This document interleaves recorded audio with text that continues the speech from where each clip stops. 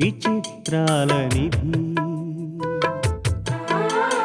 ఓ విధి విచిత్రాల నిధి వింత కథల సారథి ఆశ నిరాశల వారధి నిరంకుశ నిర్ణయాల నిర్దయవానిధి ఓ విధి విచిత్రాల నిధి ఓ విధి విచిత్రాల నిధి.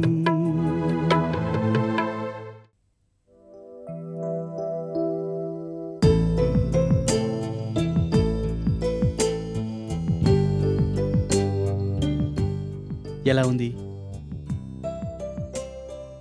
ఆత్మీయతను అమృతంతో రంగరిస్తే ఎంత మధురంగా ఉంటుందో అచ్చం అలాగే ఉంది.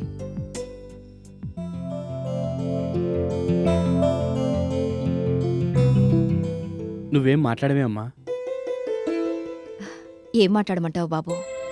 ఆత్మీయతను పంచేవారికన్నా దానిని అర్థం చేసుకుని ఆస్వాదించేవారే గొప్పవారు.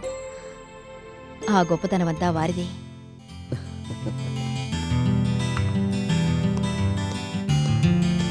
చాలమ్మా, మీతో కలిసి ఇలా భోజనం చేయడం చాలా బాగుంది సార్. అలాగా?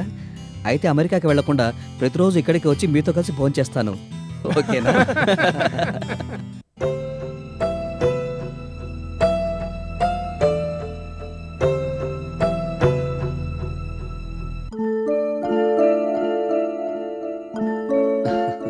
ఇప్పుడు నేను బిజినెస్ పని మీద రాలేదు, ఒట్టి మదన్గా వచ్చాను. మదనా? ఏ మదనండి? అప్పట్లో లేడీస్ వెయిటింగ్ రూమ్లో అటెండర్ లక్ష్మిని ప్రేమించిన మదన్గా వచ్చారా? లేక రోజీ అనే వన్నెల విసనకర్రకు భర్తయిన మదన్గా వచ్చారా? లక్ష్మిని అభిమానించిన మదన్గా వచ్చాను. అభిమానానికి అపార్థానికి మధ్య నలిగిపోయిన మదన్గా వచ్చాను. లక్ష్మి కోసం అహోరాత్రాలు ఎదురుచూసి లక్ష్మి కోసమే పరితపించిపోయిన మదన్గా వచ్చాను. అరెరే, అలాగా? నన్ను నలుగురు ముందు కులట అని నిందించిన మదనగా రాలేదా? నా కన్న తండ్రిని నాకు విటుడుగా అభివర్ణించిన మదనగా రాలేదా? మీకు బంగారు పతకం రావాలని మీ మెళ్ళో వేసిన దండను తెంపి నా మొహాన విసిరి కొట్టిన మదనగా రాలేదా? మీరు నన్ను అపార్థం చేసుకుంటున్నారు బాబూ. ఒక్కసారి నాతో రెండని బతిమాలినా నా మొహం మీదే తలుపులు వేయించిన మదనగా రాలేదా? ఈ బతుకు బతికే కన్నా ఎక్కడైనా దూకి చావు అని తిట్టిన మదనగా రాలేదా? మీరు ఏ మదనగా వచ్చినా నేను మాత్రం ఆ లక్ష్మిని కాను, లక్ష్మీదేవిని.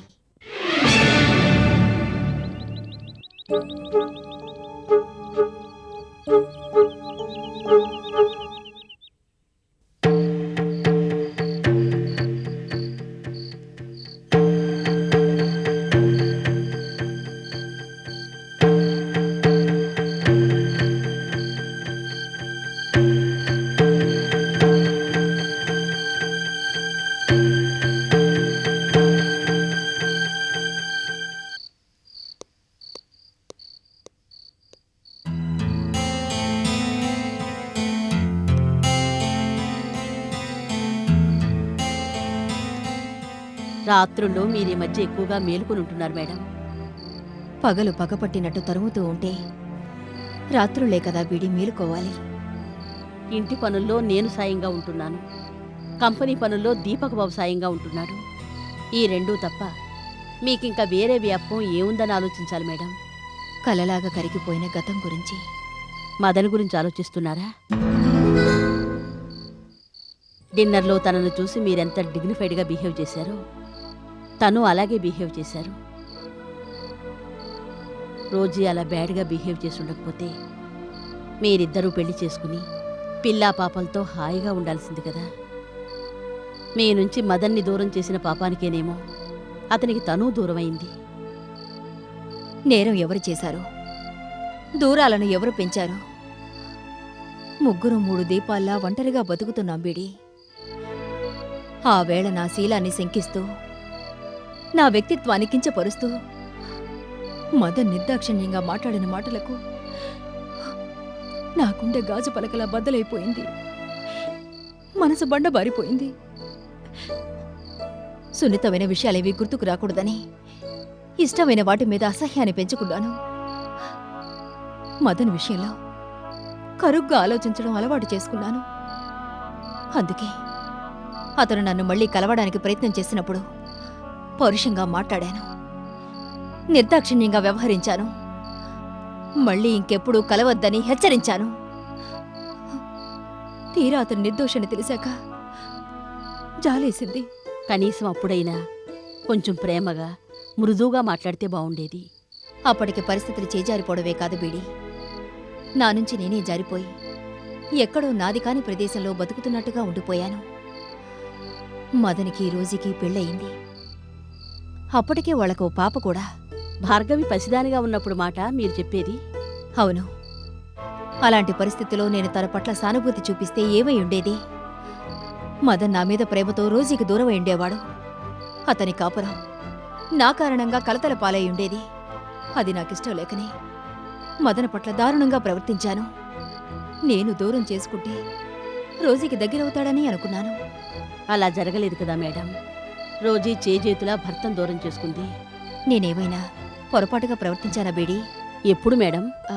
అదే మదన్ రెండోసారి నాకు దగ్గరగా రావాలని చూసినప్పుడు.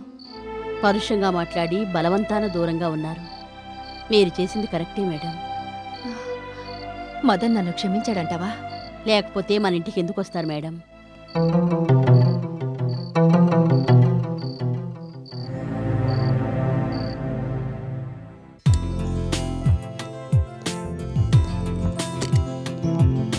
చలసాని గారిని రిసీవ్ చేసుకోవడానికి అరేంజ్మెంట్స్ అన్ని ఎలా ఉన్నాయి మమ్మీ? సూపర్. మరి అడిగేదాకా నన్ను మెచ్చుకోవే. నిన్ను మెచ్చుకోవడం మొదలు పెడితే రోజంతా మెచ్చుకోవడంతోనే సరిపోతుంది గాని. ఒక నిమిషం. Hello mister Mathews, security arrangements అన్నీ ఓకేనా? Very good. చూడండి, ఒకవేళ చలసాని గారు ఫ్యాక్టరీని కూడా విజిట్ చేస్తానంటారేమో. అక్కడ వాళ్ళందరినీ అలర్ట్ చేయండి. విఐపీస్ని చూడగానే ప్రతి వాళ్ళు షేక్ హ్యాండ్స్ కోసం ఎగబడ్డం నాకు నచ్చదు. వర్కర్స్ని, మిగతా స్టాఫ్ని కాస్తంత డిగ్నిఫైడ్గా, డీసెంట్గా బిహేవ్ చేయమని చెప్పండి. ఓకే? మేడం, చల్సన్ గారు వచ్చేస్తున్నారు. ఓ గాడ్, అమెరికన్స్ టైం అంటే టైమే. Mummy be fast.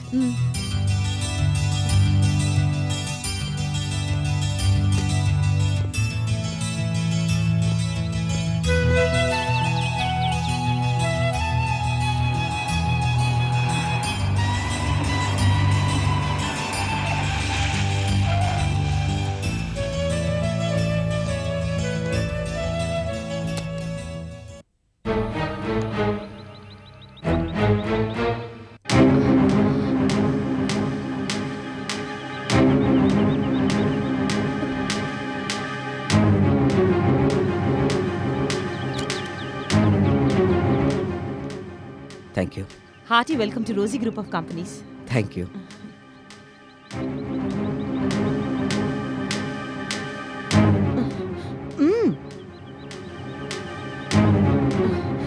బహుశా మిమ్మల్ని చూసిన ఆనందంలో ఆనందం కూడా మనుషుల్ని అప్పుడప్పుడు నిశ్చేష్టుల్ని చేస్తుందన్నమాట. మా మమ్మీ. నాకెందుకు తెలీదు? ఎలా? ఎలా అంటే, గొప్ప గొప్ప వాళ్ళ గురించి తెలియకుండా ఎలా ఉంటుంది? ఒకవేళ తెలియకపోయినా తెలుసుకోకుండా ఎలా ఉంటాను? తను వెరీ బిగ్ బిజినెస్ మ్యాగ్నెట్ కదా. అమెరికాలో కూడా మీ మమ్మీని గురించి గొప్పగా చెప్పుకోవడం విన్నాను. కానీ చూడ్డం మాత్రం ఇదే మొదటిసారి కదా. కాదు,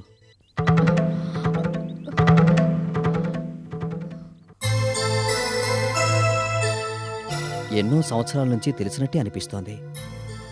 అయిన వాళ్ళను చూసినప్పుడు కలిగే ఫీలింగ్. ఆ ఎక్స్ప్రెషన్ ఏమిటి? చలసాని గారికి షేక్ హ్యాండ్ ఇవ్వు మమ్మీ.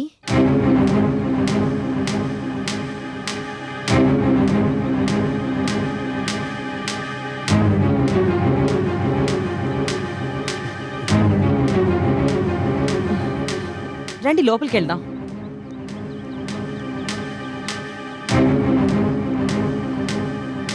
ఇతని గురించా ఇన్ని రోజులు నేను టెన్షన్గా ఎదురు చూసింది? ఇతని కోసమా ఇంత హడావుడి చేసింది?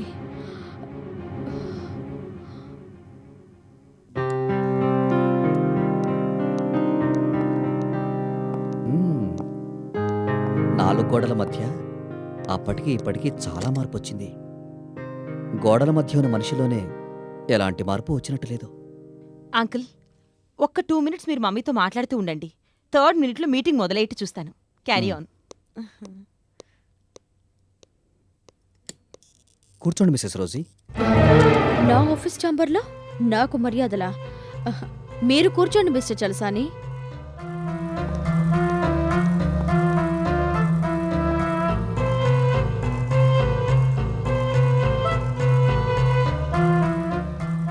అంత మంచి చైర్లో కూర్చొని అదేదో ముళ్ళకంప మీద కూర్చున్నట్టు ఫీల్ అవుతున్నారే. చెప్పండి, కొత్త బిజినెస్లో ఏం స్టార్ట్ చేశారు? దేన్నైనా బిజినెస్ చేయగల సమర్థులు కదా మీరు. కొందరికి మనుషుల బిజినెస్, మమతల బిజినెస్, అనుబంధాలు, ఆప్యాయతలు అన్నింటితోనూ మీరు బిజినెస్ చేశారు, చేస్తున్నారు. కావాలంటే మిస్టర్ చలసాని, మీరు వచ్చిన పని గురించి మాట్లాడుకుందామా? ఏ ఇన్నేళ్ల తర్వాత కలిసాం, మదన్ అని ఆప్యాయంగా పిలవచ్చుగా. ఇన్ని మాటలు మాట్లాడా బావున్నావా రోజీ అని ఒక్క మాట అడగచ్చుగా. పొగరు. నీకే అంత పొగరుంటే ఇంకా నాకెంతుండాలి? Excuse me madam, yes. మీకోసం అందరూ వెయిట్ చేస్తున్నారు. అదేమిటి, చలసాని గారి కోసం ఎవరు వెయిట్ చేయడం లేదా? జస్ట్ జోక్ చేశాను చలసాని గారు. జీవితాన్నే ఒక జోక్గా మార్చిన దానివి, దాని ముందు ఇది ఏ పార్టీ?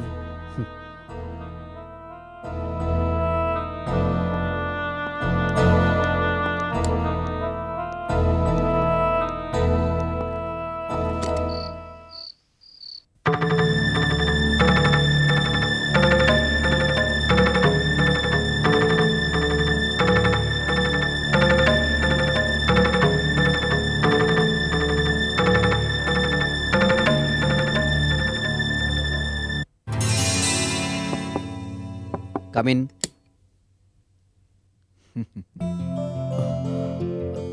మీరా మాస్టారు, రండి కూర్చోండి.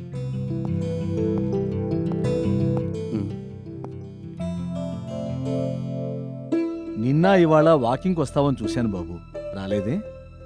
రాత్రిలో ఆలస్యంగా పడుకోవడంతో ఉదయం లేవలేకపోతున్నాను మాస్టారు.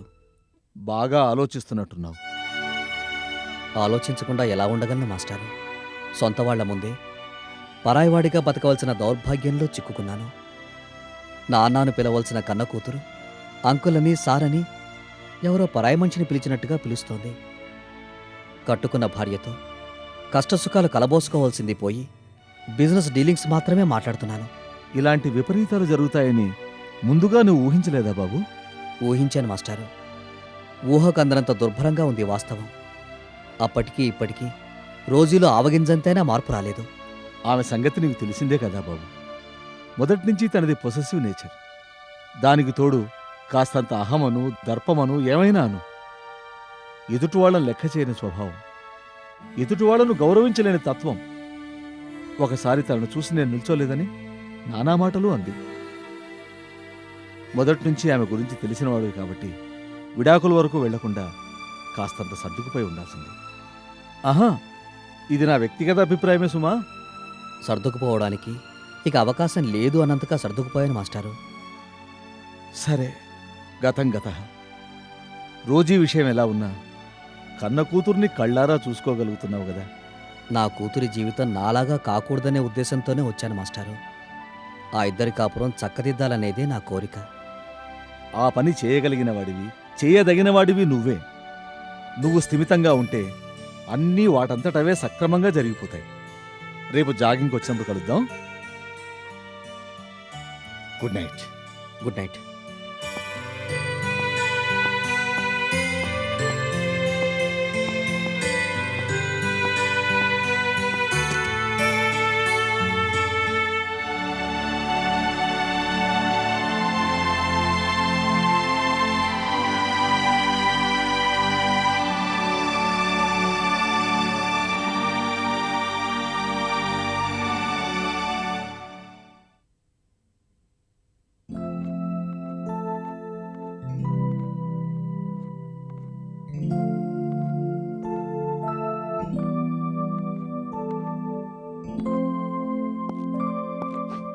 హలో బీడీ.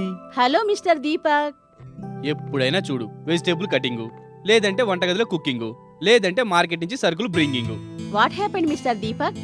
ఇన్నాళ్ళు లేంది ఈవేళ నన్ను ఇమిటేటింగ్ చేస్తున్నావేంటి? నన్ను ఇరిటేటింగ్ చేస్తే నేను ఇమిటేటింగ్ చేయనా ఏంటి? నీతో ఒక విషయం మాట్లాడాలని ఎంతసేపటి నుంచి వెయిట్ చేస్తున్నాను తెలుసా? Anything urgent? Urgent, important and confidential. Madan అంటే ఎవరు? చెప్పు, అతను ఏం చేస్తుంటాడు?